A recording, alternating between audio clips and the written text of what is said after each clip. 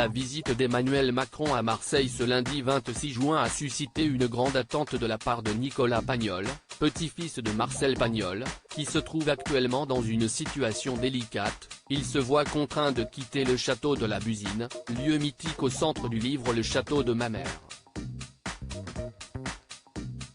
Un lieu chargé d'histoire est menacé.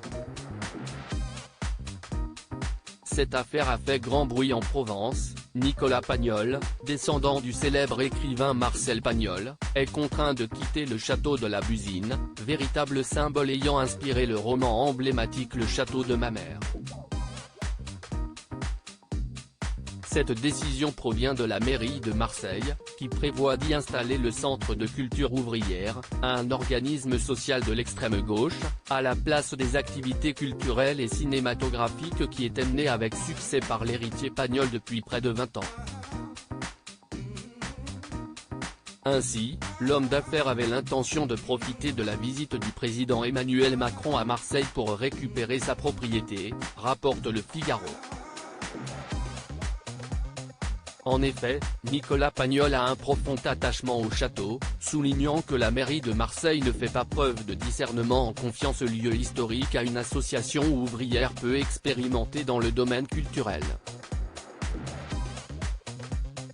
Des offres déroutantes et une situation tendue. Les élus municipaux, sous-estimant l'attachement des Français à Marcel Pagnol, auraient même fait une offre surprenante au petit-fils de l'écrivain. Le pire, si est qu'il me demande de rester comme président d'honneur.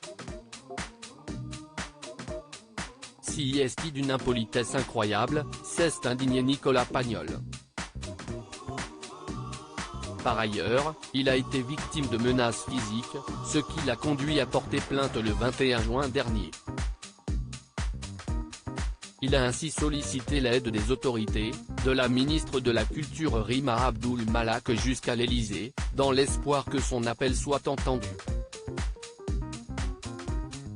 Selon nos confrères, Nicolas Pagnol avait espéré que le président de la République se rende au château de la Busine, situé à une vingtaine de minutes du Vieux-Port.